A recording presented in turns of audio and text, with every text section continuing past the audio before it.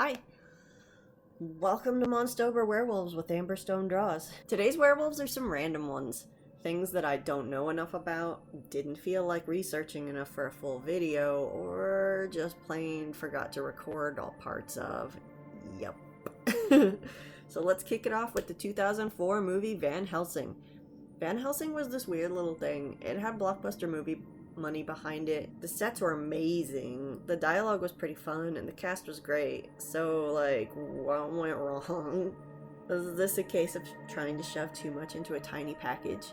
Maybe. They tried to fit so many of the classic monsters into this one. I think that, like, the big failing of this movie is that they wanted it to become a TV show so badly that they sacrificed the idea of the movie to it. And, like, you can tell that they wanted this to be a TV show so bad.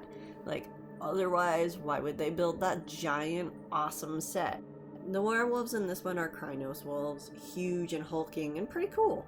They had interesting transformation, but the werewolves are all CG, and they have the popular cop-out of, like, if you kill the one that bit you, it releases the curse. Cool story, bro. Consequences to actions are a thing, though. And infecting yourself with lycanthropy isn't a hand wave situation. Like, you don't just get to be a werewolf when it's convenient and then shrug it off like it never happened. Maybe that's why I don't like this movie's ending. Nah, it's that they deliberately kill the leading lady so they can start his non-existent TV series as a bachelor. Our next movie is Underworld 2. Not Underworld 1. I was never a big fan of the werewolves in Underworld. They're too rubbery and leonine for my taste. They resemble bats, almost even sometimes. Now the second movie with William Corvinus, the first werewolf, his costume was great, and I've come to like it more as time goes on. I remember making fun of his weird furry booties at the theater, but when looking up reference for this one, they weren't as bad as I remember. Or maybe I've just seen way more bad werewolf movies now, and I'm like, you know what? You're pretty cool, guy.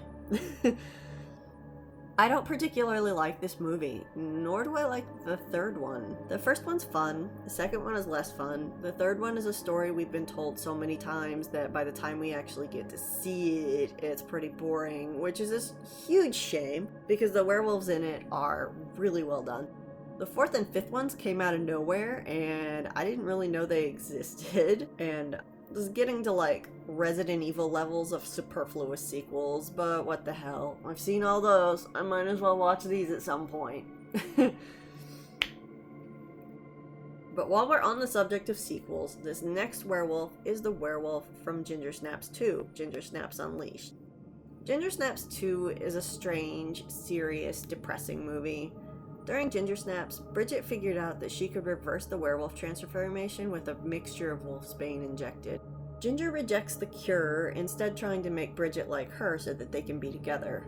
During Ginger Snaps 2, we find out that Bridget was infected with the virus, and that while the wolfsbane concoction they invented does stave off the changes, it doesn't reverse them like they thought, and Bridget has to continually inject wolfsbane to keep from turning furry. During Ginger Snaps 2, she's stalked by a werewolf that wants to mate with her.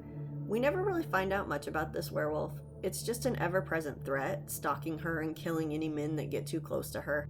The continuity buff in me likes to pretend that this werewolf is the guy that Ginger slept with and infected in the first movie. He was given wolfsbane to reverse the transformation too, but we now know that doesn't work, so I always wonder what became of him. Even if this movie isn't great, and didn't break new ground like the first one, it's still a good watch, and the werewolf costume in particular is really well done. This is just... it's sad. It's sad and depressing and kind of like bleak. I think that's a great word for it. This movie is bleak. So, yeah.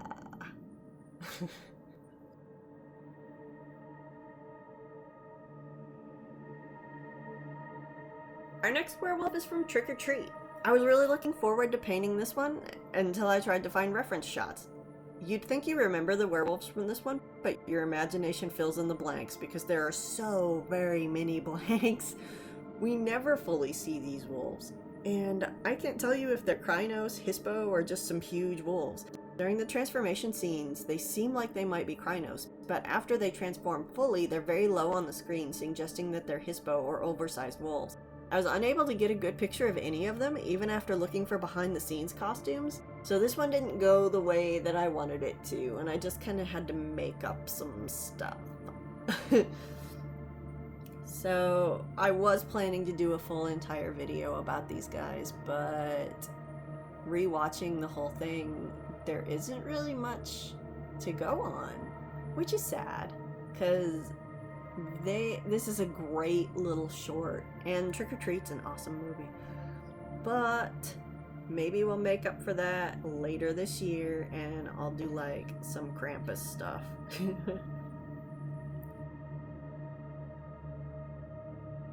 Our last werewolf today is from the movie Brothers Grimm. Brothers Grimm is a 2005 movie directed by Terry Gilliam. It's weird, funny, and kind of scary in places. It doesn't really know what it wants to be, but I kind of like it anyway. The imagery in it is based on Grimm's fairy tales and is supposed to be what inspired the brothers to make the fairy tales in the first place. But the werewolf in this one is called the Huntsman, and he's a little bit of Snow White's huntsman and a lot of the big bad wolf from Red Riding Hood. He isn't incredibly prominent in the movie, and he doesn't talk much. He's been controlled for so long he doesn't have much personality, but his design is interesting. He's a huntsman, and he wears the pelts of his kills on his back. When he transforms into his wolf form, the pelts coalesce into this weird piebald coat and become his wolf fur. It's kind of a cool design. And yes, the CG is a bit dated, but they really play with the lighting in this and use it to their advantage, so it's not as bad as it could have been. I've always enjoyed this werewolf. It's an interesting design, and I love the incorporation of the pelts. They really tie the human and the wolf together. I think that's probably why I like it. I hope you guys enjoyed this pile on of werewolves. We've got a few more wolves to go before Halloween, and you can probably guess them at this point, but I hope you're looking forward to them. I'll see you over the next few days as we wind down this Monstober.